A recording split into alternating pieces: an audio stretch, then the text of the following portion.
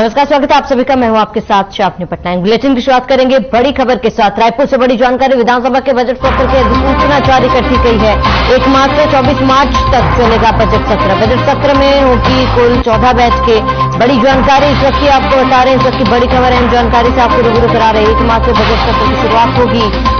बड़ी जानकारी आपको बता दें, जहां विधानसभा के बजट सत्र की अधिसूचना जारी कर दी गई है। 1 मार्च से 24 मार्च तक बजट सत्र चलेगा। बजट सत्र में कुल 14 बैठकें होंगी। बड़ी खबर है, जानकारी से आपको रूबरू करा रहे हैं। कुल मिलाकर 14 बैठकें बजट सत्र में की जाएंगी। इस वक्त की बड़ी खबर आपको बता दें, विधानसभा के बजट सत्र की अधिसूचना जारी। 1 मार्च से 24 मार्च तक चलेगा बजट सत्र। बजट सत्र में कुल 14 बैठकें होंगी। 1 मार्च से 24 मार्च तक चलेगा बजट सत्र।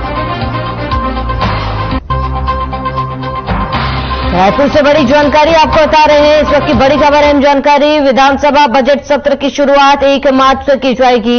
1 मार्च से 24 मार्च तक बजट सत्र चलेगा। बजट सत्र में कुल 14 बैठकें होंगी। इसको लेकर अधिसूचना जारी कर दी गई है और 1 मार्च से बजट सत्र की शुरुआत होगी।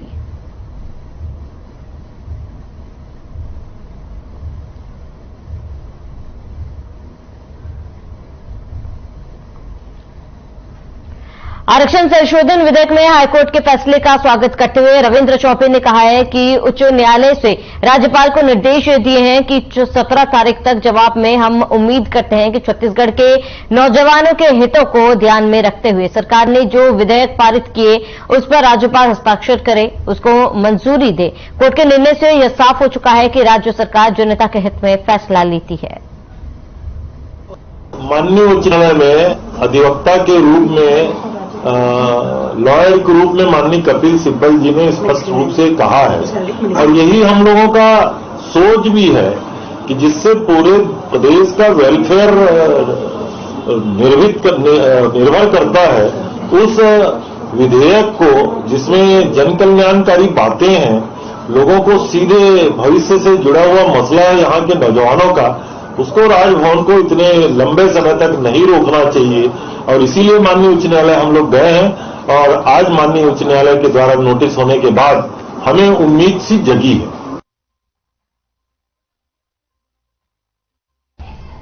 आगे बढ़ेंगे। आरक्षण मामले में हाईकोर्ट ने राज्यपाल सचिवालय को नोटिस जारी कर जवाब मांगा है और आपको बताते हैं कि हाईकोर्ट ने नोटिस जारी कर 2 हफ्ते में राज्यपाल से जवाब मांगा। राज्य शासन की ओर से हाईकोर्ट में याचिका लगाई गई है। राज्य सरकार की तरफ से वरिष्ठ अधिवक्ता कपिल सिब्बल और महाधिवक्ता सतीश चंद्र वर्मा ने मामले की पैरवी की है और मामले की सुनवाई जस्टिस रजनी दुबे की सिंगल बेंच में हुई। बता दें कि राज्य सरकार ने 2 महीने पहले विधानसभा के विशेष सत्र में अनुसूचित जनजाति के लिए 32%, ओबीसी के लिए 27%, अनुसूचित जाति के लिए 13% और आर्थिक रूप से कमजोर वर्ग के लिए 4% आरक्षण किया था।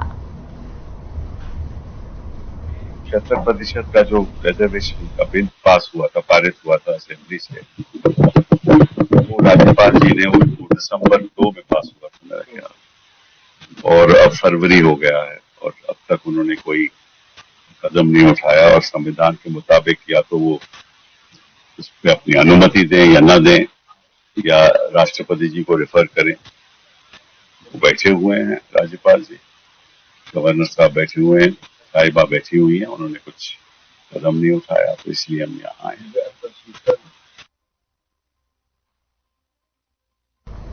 पूर्व मुख्यमंत्री डॉक्टर रमन सिंह ने हाईकोर्ट में आरक्षण संशोधन विधेयक पर हस्ताक्षर न करने के मामले को लेकर बयान दिया और सीएम भूपेश बघेल के ट्वीट पर निशाना साधते हुए कहा है कि जब हाईकोर्ट में 56% आरक्षण को निरस्त कर दिया तो 82 वैलिड होगा। बता दें कि आरक्षण संशोधन विधेयक पर हस्ताक्षर न करने के मामले में 2 अलग अलग याचिकाओं की सुनवाई करते हुए राज्यपाल अनुसुईया उइके को नोटिस जारी किया गया, जिस पर कोर्ट ने राज्यपाल से 2 सप्ताह में जवाब मांगा है।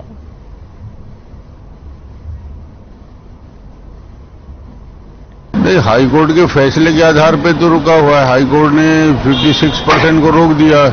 जब 56% को रोक दिया तो फिर 82% कैसे वैलिड होगा? ये तो सवाल उसी में था, उसी में प्रश्न छिपा है और वो हाईकोर्ट का ही फैसला था। 56% को निरस्त करने वाला हाईकोर्ट है ना। जब हाईकोर्ट ने 56% को निरस्त कर दिया तो फिर 82% वैलिड कैसे होगा? फिर जवाब दे देंगे उस। भारतीय जनता पार्टी ने किसानों के लिए जितने कदम उठाए हैं मोदी जी के नेतृत्व में, वो अपने आप में ऐतिहासिक कदम उठाए हैं। उनके इंटरेस्ट फ्री लोन के लिए बात होती है, उनके 6,000 रुपया 2 लाख करोड़ से ज्यादा की राशि जब उनके खाते में ट्रांसफर हो गया किसानों के, तो किसानों के बेहतरी के लिए मिनिमम सपोर्ट प्राइस फिक्स करने के लिए महत्वपूर्ण भूमिका मोदी जी की है। भाजपा प्रदेश प्रभारी ओम माथुर छत्तीसगढ़ दौरे पर रहे और इस दौरान मंत्री अमरजीत भगत ने कहा कि छत्तीसगढ़ में भारतीय जनता पार्टी परेशान है, उन्हें कोई मुद्दा नहीं मिल रहा। साथ ही कहा कि यहां 80% आबादी किसानों की है, उनके लिए सरकार काम कर रही है। किसान मजदूरों के लिए सरकार कई योजनाओं का संचालन कर रही है। छत्तीसगढ़ में भारतीय जनता पार्टी बहुत परेशान है, इनको मुद्दा नहीं मिल रहा है। छत्तीसगढ़ के 80% आबादी किसानों का है, 80% से ज्यादा भी हम कह सकते हैं। उनके लिए सरकार काम कर रही है, उनका कर्जा माफी करके, उनके लिए राजीव गांधी किसान न्याय योजना चला करके, जो शेष बचे हुए हैं उनके लिए न्याय योजना के तहत उनको 7,000 रुपया सालाना देने का योजना, जो लोग गांव के लोहारी का काम करते हैं।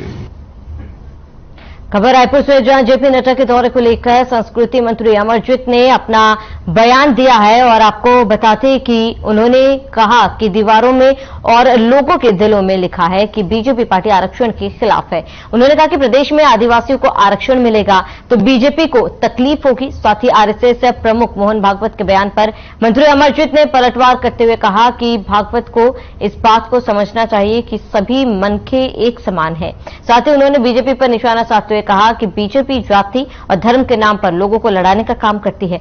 सभी एक समान है, सभी ईश्वर के बनाए हुए हैं, इसमें भेद नहीं होना चाहिए।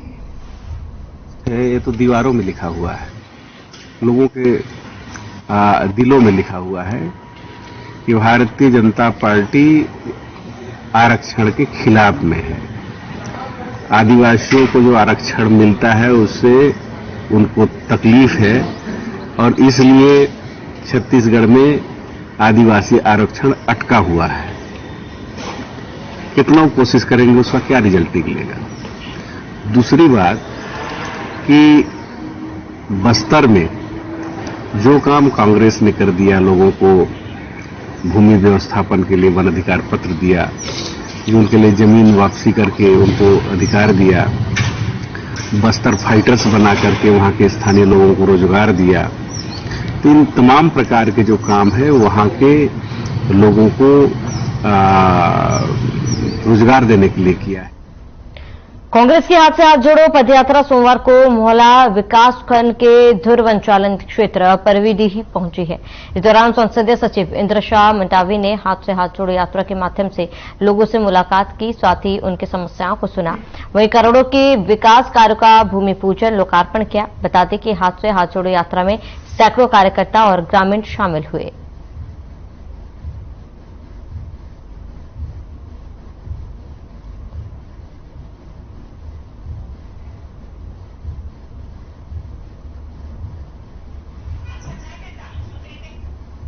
छत्तीसगढ़ में स्कूल शिक्षा के क्षेत्र में निकलकर ऐप द्वारा पढ़ाई कराने के लिए सीएसआई ने छत्तीसगढ़ के स्कूल शिक्षा विभाग को प्रतिष्ठित उत्कृष्टता पुरस्कार से नवाजा है। छत्तीसगढ़ को यह अवार्ड 25 मार्च को नेताजी सुभाष प्रौद्योगिकी विश्वविद्यालय नई दिल्ली में आयोजित होने वाले ई गवर्नेंस कार्यक्रम में प्रदान किया जाएगा, जिसको लेकर छत्तीसगढ़ के स्कूल शिक्षा मंत्री डॉक्टर प्रेमसाय सिंह टेकाम ने कहा कि मुख्यमंत्री भूपेश बघेल के नेतृत्व में शिक्षा के क्षेत्र में बेहतर काम हुए हैं। कोरोना काल में भी शिक्षा के क्षेत्र में नवाचार के माध्यम से बेहतर कार्य किया। इसके लिए भारत सरकार छत्तीसगढ़ के स्कूल शिक्षा विभाग को पुरस्कृत करेगी।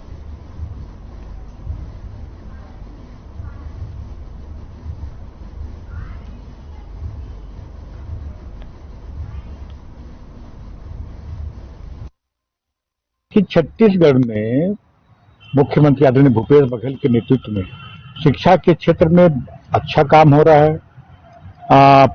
भारत सरकार ने पुरस्कार भी किया है, पहले भी किया है नवाचार के माध्यम से, जो कोरोना काल में अच्छे काम हुए थे उसके लिए भी पुरस्कार दिया गया था। अभी जो निकलर ऐप के माध्यम से पढ़ाई कराने के लिए बच्चों में, उसके लिए पुरस्कार भारत सरकार ने तय किया, जो 25 मार्च को इसका अवार्ड मिलेगा।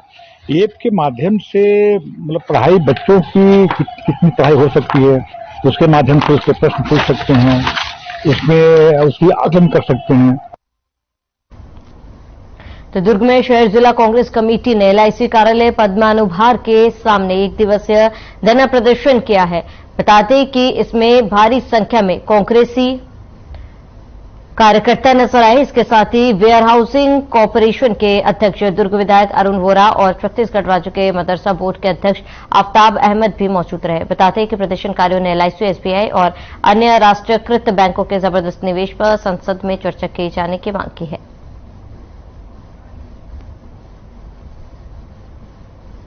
वो इसलिए कि 2014 में जिस विश्वास के साथ देश की जनता ने केंद्र मोदी सरकार को बैठाया था, लेकिन सत्ता पाने के बाद मोदी सरकार ने जनता के साथ विश्वासघात किया है। जिन वादों को लेकर जनता के पास गए थे, सत्ता में आने के बाद उन वादों को भूलकर ये सिर्फ अडानी और अंबानी को लाभ पहुंचाने का ही काम कर रहे हैं, जिसका परिणाम ये हुआ, ये रेल बेच दिए, ये भेल बेच दिए, ये एलआईसी बेच दिए, ये बैंक बेच दिए, ये तेल बेच दिए। इन सबको बेचकर अडानी और अंबानी को खुश कर रहे हैं और देश की जनता के साथ अन्याय हो रहा है। पूरे देश में जबरदस्त आक्रोश है, क्योंकि ये सरकार जिस उद्देश्य को लेकर आई थी कि हम आम आदमी की जरूरतों को पूरा करेंगे, उस कसौटी पर यह सरकार किसी भी कीमत पर खरी नहीं उतरी है। आज आप देख रहे हैं कि महंगाई चरम सीमा पर है, बेरोजगारी का कोई अंत नहीं है। आज नौजवान पढ़ लिख कर भी बेरोजगारी के दायरे में घूम रहे हैं और रोजगार के लिए भटक रहे हैं।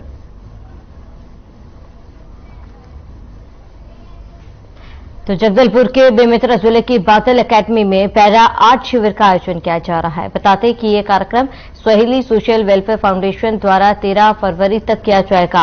वहीं इसमें स्कूली और स्थानीय बच्चों का पंजीकरण किया गया है। ये प्रशिक्षण पूर्णतः निःशुल्क है, जिसमें बच्चे कलाकृति और चित्र का निर्माण सीख रहे हैं। प्रशिक्षण के बाद बच्चों को प्रमाण पत्र दिया जाएगा और उनके द्वारा बनाई गई कलाकृतियों की प्रदर्शनी भी लगाई जाएगी।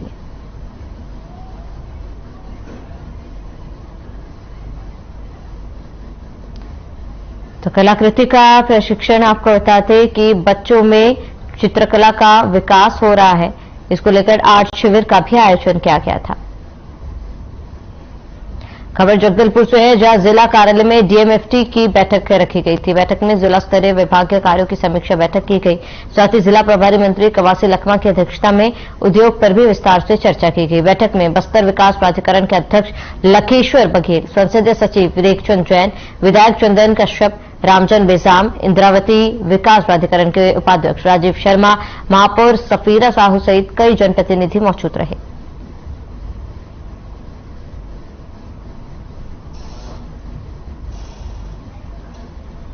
तो विभागीय कार्यों की समीक्षा की गई थी। कवासी लखमा की अध्यक्षता में बैठक का आयोजन किया गया था। जिला कार्यालय में डीएमएफटी की बैठक की गई थी। तो कवासी लखमा की अध्यक्षता में इस बैठक का आयोजन किया गया, जहां पर आपको बता दें कई अहम मुद्दों पर चर्चा भी की गई थी और इस बैठक की अध्यक्षता कवासी लखमा ने की थी।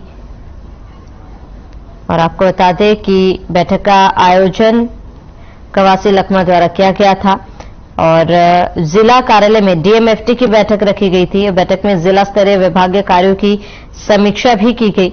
साथ ही जिला प्रभारी मंत्री कवासी लखमा की अध्यक्षता में उद्योग पर भी विस्तार से चर्चा की गई। बैठक में बस्तर विकास प्राधिकरण के अध्यक्ष लखेश्वर बघेल, संसदीय सचिव रेखचंद जैन, विधायक चंदन कश्यप, राजमन बेजाम, इंद्रावती विकास प्राधिकरण के उपाध्यक्ष राजीव शर्मा, महापौर सफीरा साहू सहित कई जनप्रतिनिधि मौजूद रहे और बैठक की अध्यक्षता कवासी लखमा द्वारा की गई थी।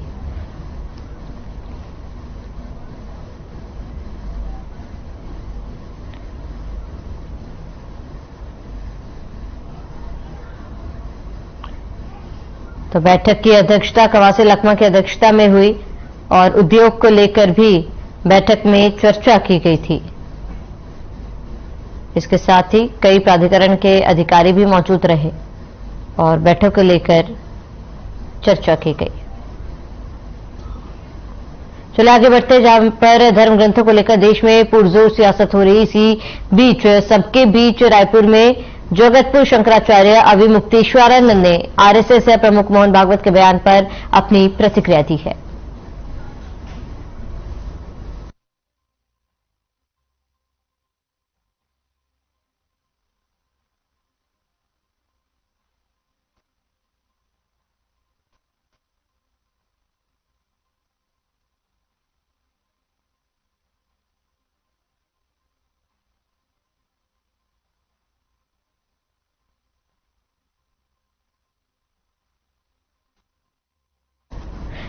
चलिए आगे बढ़ते हैं, जहां पर आपको बता दें कि रायपुर से अगली खबर, दुर्घटनाओं की रोकथाम और लोगों में यातायात नियमों के पालन के प्रति जन जागरूकता लाने के लिए यातायात पुलिस ने स्टिकर अभियान शुरू कर दिया है। बता दें कि इस अभियान के तहत यातायात नियमों से संबंधित 6 प्रकार के स्टिकर बनाए गए हैं, जो वाहन चालकों को नियमों का पालन कर वाहन चलाने के लिए प्रेरित करेंगे। वरिष्ठ पुलिस अधीक्षक ने 2 पहिया और 4 पहिया वाहनों में स्टिकर लगाने के अभियान का शुभारंभ किया, जिसको लेकर रायपुर एसएसपी प्रशांत अग्रवाल ने कहा कि हर साल सड़क दुर्घटना के कारण कई लोगों की मौतें हो जाती है। यह एक गंभीर विषय है और इसके लिए जनता को जागरूक करने की भी जरूरत है।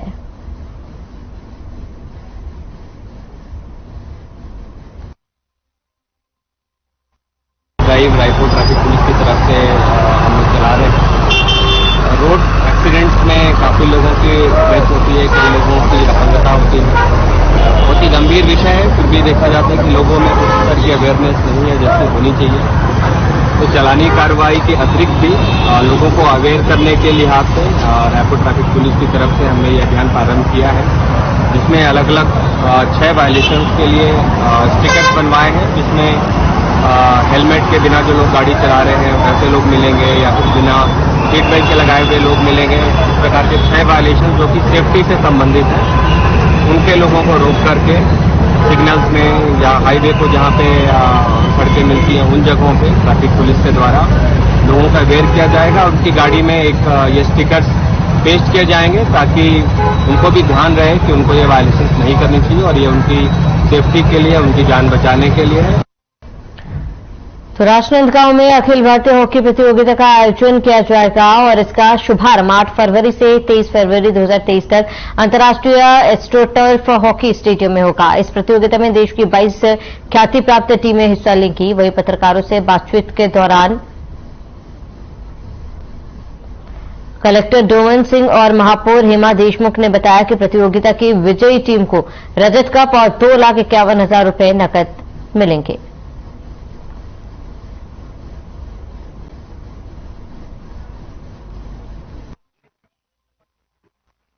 जैसा कि राजनांदगांव में वर्षों की परिपाटी है और यहाँ हॉकी मैच लगातार होते रहे हैं, इसी अनुक्रम में 8 फरवरी से 16 फरवरी तक यहाँ पर टूर्नामेंट का आयोजन किया जा रहा है और देश के नामी गिरामी 22 टीम इसमें हिस्से लेंगे और उन सभी से उनका कंसर्न भी मिल गया है और हमारी तैयारी भी लगभग अंतिम चरण पर है और एक अच्छा खेल का वातावरण ग्राउंड खिलाड़ियों के लिए और यहाँ के नागरिकों के लिए एक हम लोग उपलब्ध करा सकेंगे। पूरी आयोजन समिति पूरे प्रयास कर रही है। जी, अखिल भारतीय हॉकी प्रतियोगिता का प्रारंभ ये 79 प्रतियोगिता है और ये 8 तारीख से चालू हो रहा है, 16 तारीख तक चलेगा।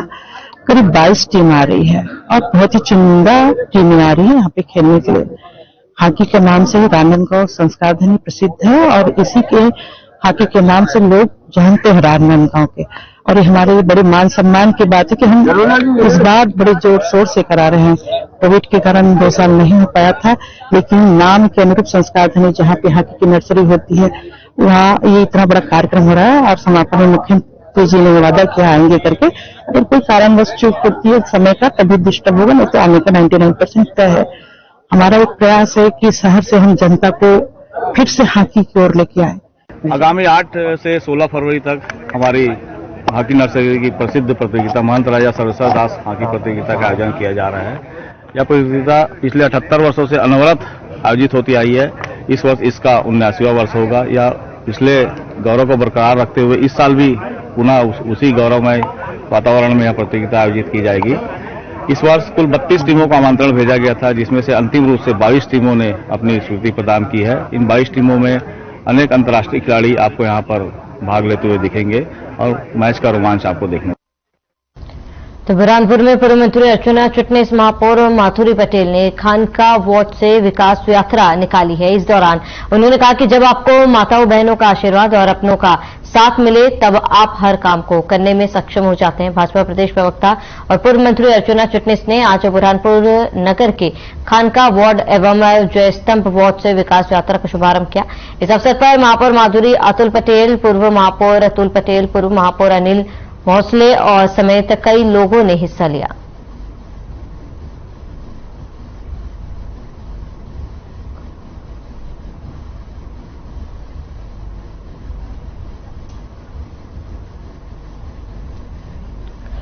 आगे बढ़ते भारत के अग्रणी टेलीकम्युनिकेशन सर्विस प्रोवाइडर भारतीय एयरटेल ने इंदौर के साथ ही अब भोपाल, उज्जैन और ग्वालियर में भी अल्ट्राफास्ट एयरटेल 5G प्लस सेवाएं शुरू कर दी है। इन शहरों में एयरटेल के ग्राहक अब मौजूदा 4G स्पीड से 20 से 30 गुना अधिक तक की गति के साथ एक अल्ट्राफास्ट नेटवर्क का उपयोग कर सकते हैं। अल्ट्राफास्ट एयरटेल 5G प्लस सेवा सभी 5G स्मार्टफोन पर काम करेगा, जिससे तेज गति और सबसे अच्छी आवाज की गुणवत्ता प्रदान करेगा और साथ ही पर्यावरण के अनुकूल होगा। सिम को बदलने की जरूरत नहीं होगी।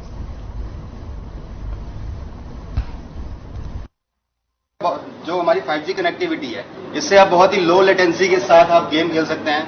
मतलब ऐसा नहीं है कि मैं यहाँ पे कोई भी गेम खेल रहा हूँ, उसमें डायरेक्शंस होते हैं, डायरेक्शन कर रहा हूँ और वहां पे बाद में आ रहे डायरेक्शंस, ऐसा कुछ भी नहीं है। आप इसमें देखिए एकदम साथ में चल रहा है। ये देखिए मैं गेमिंग कर रहा हूँ छोटे स्क्रीन से बड़े स्क्रीन पे, ये इक्वल चल रहा है। कमांड्स बिल्कुल एकदम बराबर है, कुछ अलग नहीं है। तो गेमर्स के लिए भी एक अच्छा एक्सपीरियंस रहेगा इसमें 5G के साथ।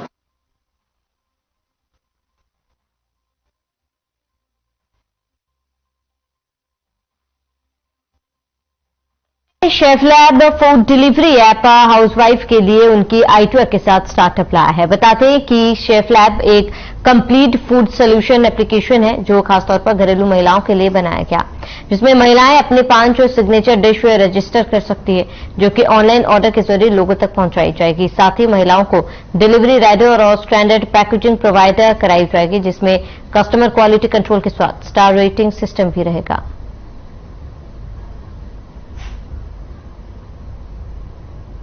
इंदौर की लेगेसी हमारा स्वाद और खाना है।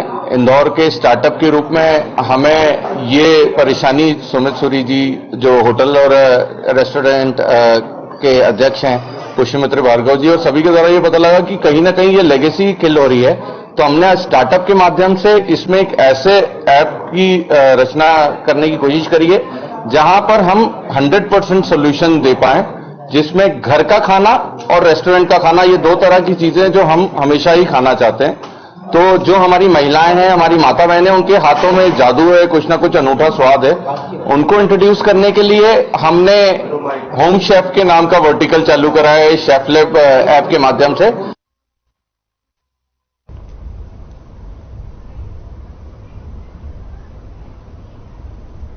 चलिए इसी के साथ इस बुलेटिन में फिलहाल मेरे साथ इतने। देश और प्रदेश के तमाम बड़ी खबरों के लिए बने रहे हमारे साथ।